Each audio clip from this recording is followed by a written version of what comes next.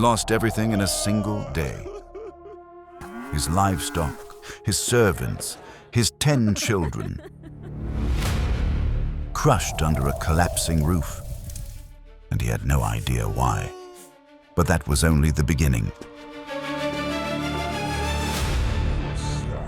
A wager was made in heaven between God and Satan. A test Job never knew about. A question that haunts every suffering soul. Does anyone love God for nothing?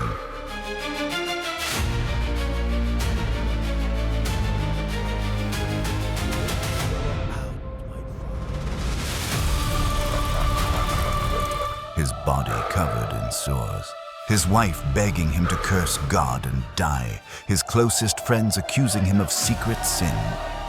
And through it all, silence from heaven. Until God answered. Not with explanations, but from a storm.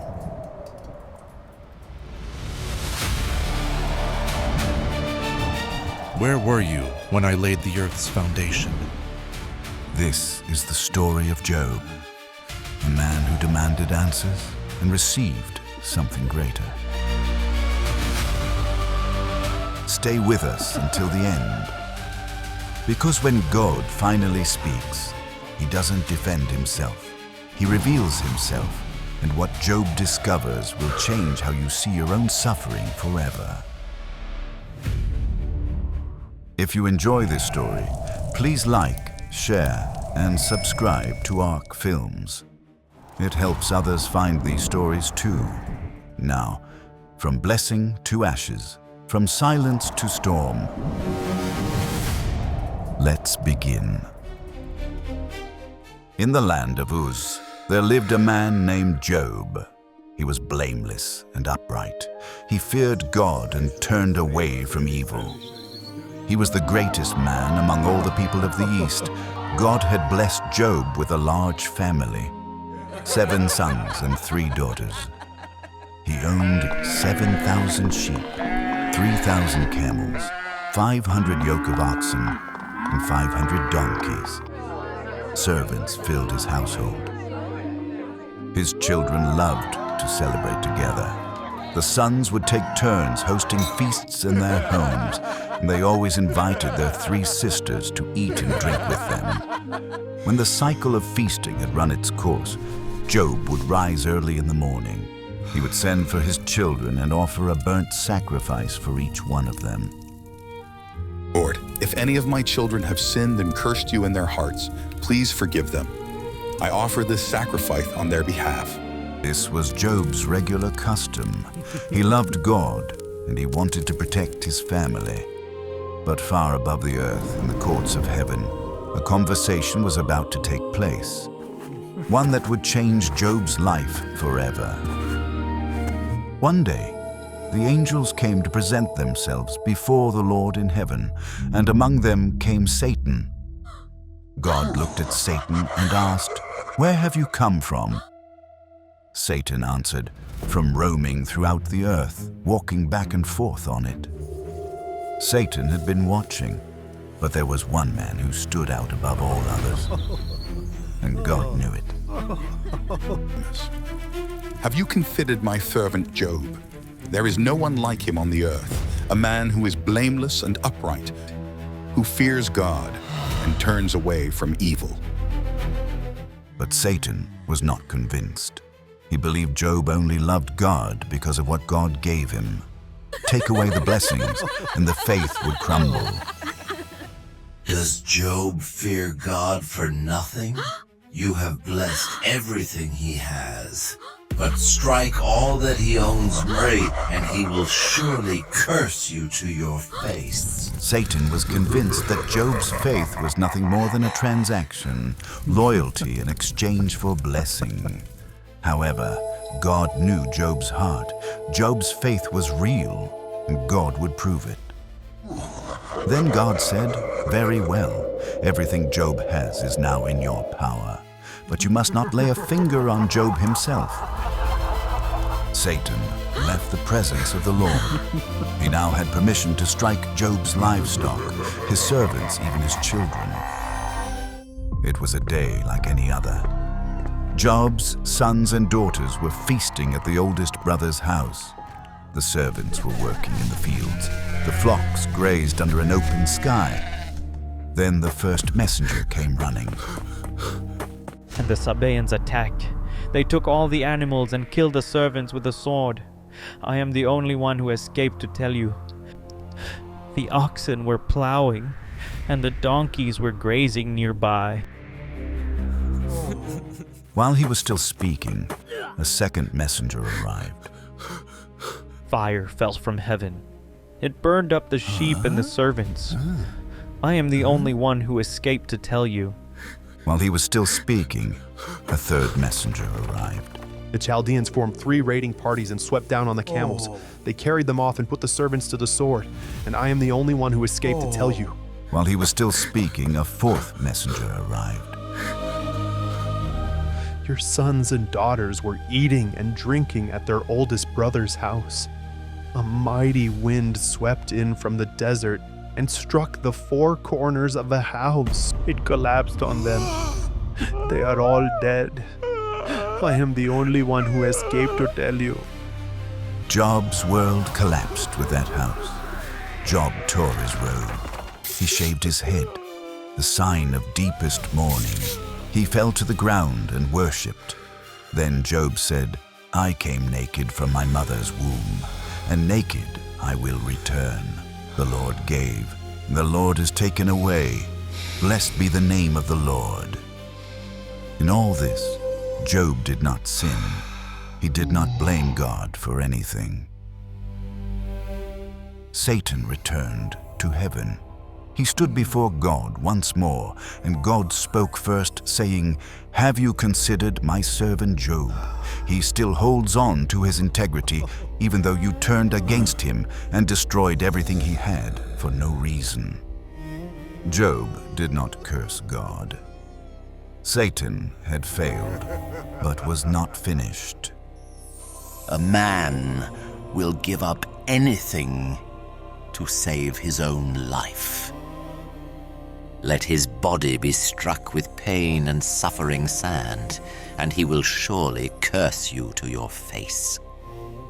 The first time, God had allowed Satan to strike Job's possessions, but not his body.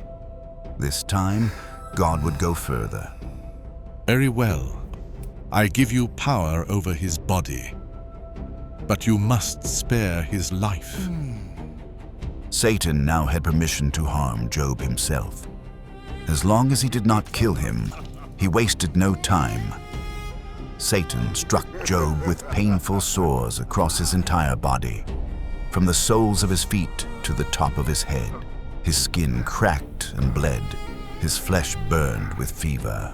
The sores spread until even his closest friends would not recognize him. Job took a piece of broken pottery and sat among the ashes, scraping his wounds. He felt alone and suffering. Job's wife had lost her children too. She was broken. She could not understand why he still held on to his faith. Are you still holding on to your integrity? Curse God and die. At least then your suffering would end. Perhaps she thought death would end his suffering. Perhaps she had already given up hope. But Job saw it differently. You speak as a foolish woman would. Should we accept only good things from God and never trouble? Can we only love him when life is easy? He did not push her away. He simply reminded her of the truth. God gives and God allows hardship. Both come from his hand. Even now, Job did not sin with his words, but Job held on. When 3 of Job's friends heard about everything that had happened, they came to see him. Their names were Eliphaz, Bildad, and Zophar. They traveled to comfort him, but when they saw Job from a distance, they did not recognize him. They wept aloud, tore their robes, and sprinkled dust on their heads, the ancient sign of grief. Then they sat down with him on the ground. For 7 days and 7 nights, no one said a word. His suffering was too great for words. Finally, Job broke the silence. He said, "Why did I not die at birth? Why was I not buried like a stillborn child? Then I would be at rest now, free from all this pain." Eliphaz spoke first. Think about it, Job. Who that was innocent ever perished? Those who plant trouble and sow evil will harvest the same. You must have sinned. Confess it, and God will restore you. But Job had done nothing wrong. He knew it, and their words cut deeper than his swords. Job defended himself, saying, "I have not denied the words of the Holy One. Show me where I have gone wrong. Your words bring no comfort, only more pain." For many days, Job's friends argued back and forth with him. Bildad and Zophar took their turns, each insisting Job must have sinned. And each time, Job maintained his innocence. Job sat alone, wondering if God had forgotten him too. But Job grew tired of defending himself. He turned his eyes away from his friends and looked upward. "Oh, that I knew where to find him. I would state my case before him and fill my mouth with arguments. I want to understand what he would say to me." But as the days passed, Job began to question God's intentions. Then Job, frustrated, said, "God has denied me justice. He has wronged me. Let the Almighty answer me." And yet, even in his anger, Job could not let go of God completely. "Even if he slays me, I will hope in him. Yet I will defend my ways to his face." Job did not understand why he was suffering. His words swung between accusation and trust. But he refused to stop speaking to the God who seemed silent. Then another voice broke the silence. A young man named Elihu, son of Barachel the Buzite, rose to speak. He was angry at Job for defending himself rather than God, and angry at the 3 friends for condemning Job without an answer. He said, "I am young and you are old. That is why I held back. But age alone does not make a man wise. It is the Spirit of God that gives understanding." He turned to Job. "Job, you say God treats you as an enemy. But God does speak, in dreams, in pain, to turn men from pride and preserve their souls from the pit. His suffering is not punishment, it is rescue." Elihu looked toward the sky. The wind had begun to stir. "Look at the heavens, the thunder, the lightning, the clouds heavy with rain. These declare his majesty. The Almighty is beyond our reach. We cannot demand that he explain himself to us." Elihu fell silent. Dark clouds gathered on the horizon. Then it happened. God answered Job. A mighty storm formed on the horizon. The wind grew fierce, the sky darkened, and from the whirlwind the voice of the Almighty spoke. "Who is this that darkens my counsel with words without knowledge? Brace yourself like a man. I will question you, and you shall answer me." Job had accused God of denying him justice. Now God was here, not to defend himself, but to remind Job who he was speaking to. Where were you when I laid the earth's foundation? Tell me, if you understand, who marked off its dimensions? On what were its footings set? Job had no answer. God continued. He spoke of things beyond human understanding. the boundaries of the sea, the storehouses of snow, the path of lightning. He said, "Can you bind the chains of the Pleiades? Can you loosen the belt of Orion? Can you bring forth the constellations in their seasons?" Job remained silent. Then God spoke of two creatures no man could master: Behemoth, the mightiest beast of the land, whose bones are like bronze and limbs like iron, and Leviathan, the fearsome creature of the sea that no hook can catch and no weapon can pierce.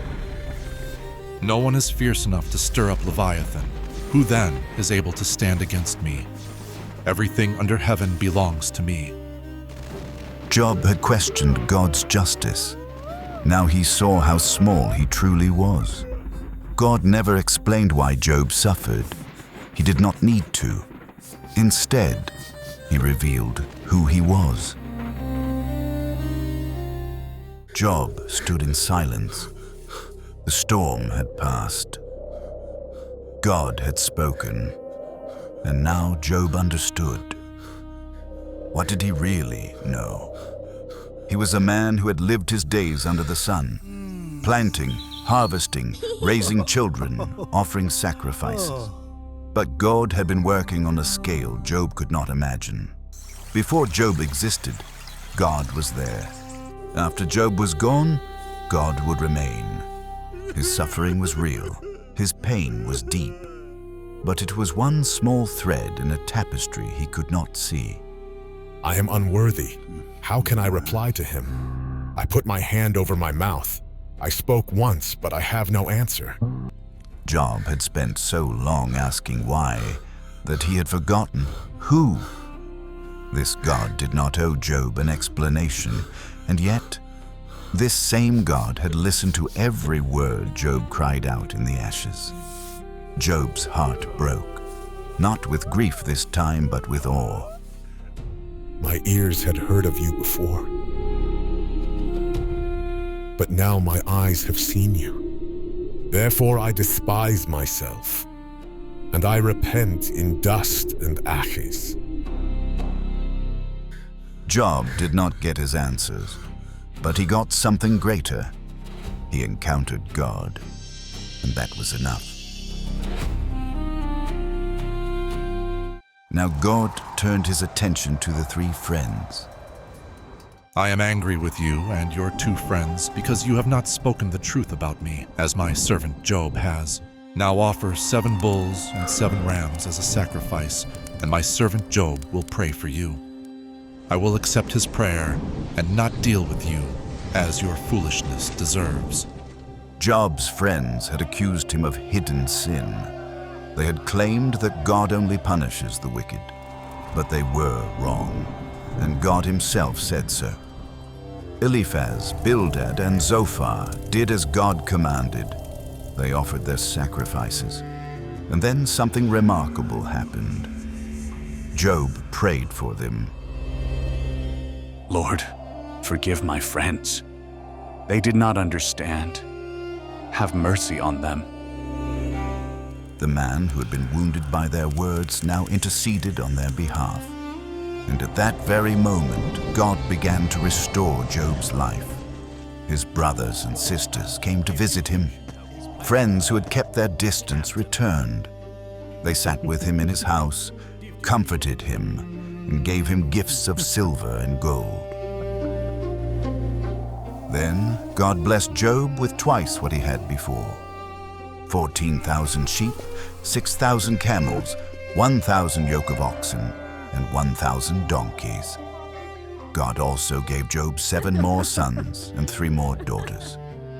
His daughters, Jemimah, Keziah, and Keren-Happuch, were the most beautiful women in all the land, and Job gave them an inheritance alongside their brothers. Job lived 140 more years.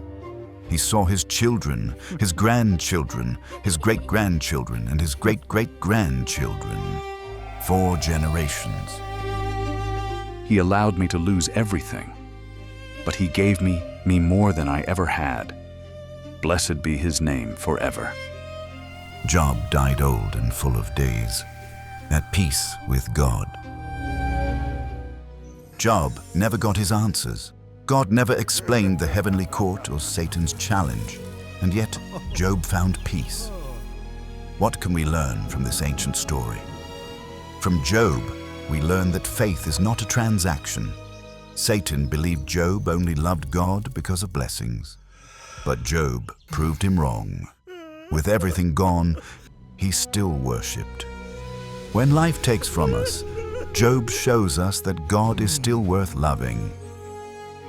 From the three friends, we learn the danger of easy answers.